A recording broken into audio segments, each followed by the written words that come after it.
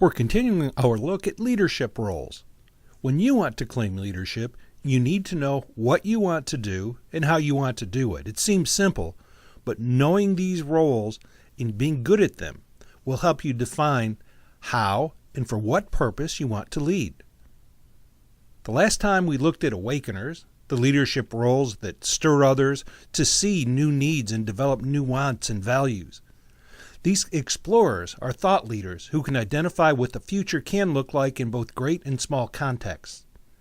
Pioneers are the first to take the journey into the future. They are the ones who blaze the trail and show what can be done. They lead by their example. This week, we'll cover visionary leadership.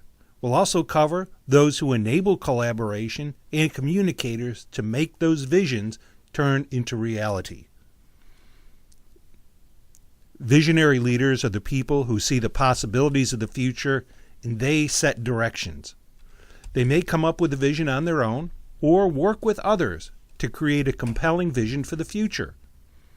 Compelling visions tap into the needs and desires of others.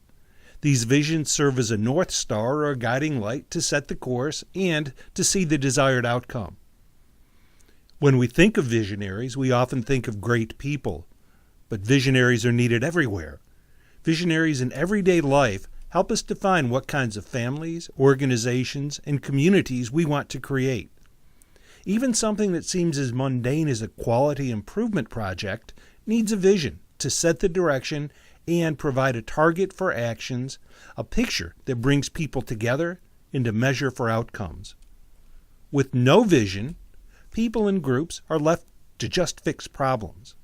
And we all know there's no end to problems. We know managers who do nothing but put out fires and fix problems. But this doesn't necessarily lead to a long-term outcome that's better or desirable. In one episode of the TV show The Simpsons, Homer designs a perfect car. By that definition, it had all the features he wanted. But the result was a mess that was both expensive to build and that no one but Homer wanted. Homer just piled on feature after feature with no vision for the final product as a whole. Without vision, we wander. One story tells of the difference between a managerial leader and a visionary leader this way. A crew is cutting a path through a dense forest. After half a day's work, the visionary leader sends a managerial leader up a tree to see how the crew is doing. The managerial leader calls down from the top of the tree, "We're making great time." The visionary leader calls back up and asks, "But are we going in the right direction?" Visionary leaders set direction. This brings people together. It brings effort with people, combines them to make work worthwhile.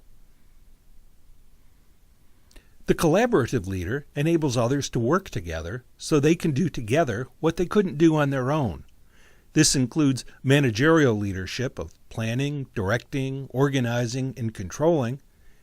It also includes leadership that ensures that people can do their job and empowers them to get it done. They give them the resources, the ability, the opportunity to do it. Collaborative leaders know how to treat people like human beings, not machines. And finally, we need leaders who can communicate effectively. Leadership that knows that telling isn't communication. Communicating leaders define the task, they set expectations, they inform people of changes, progress, they give and get feedback, and they inspire others to stay on task and to stay on target. Communicating leaders know how to listen to individuals and to groups of customers, workers, and stakeholders. And that's our look at 5 different kinds of leadership: awakening, pioneering, visionary, collaborative, and communicating. Any successful enterprise has these 5 roles and they're shared among people. This enables them to create great and meaningful results.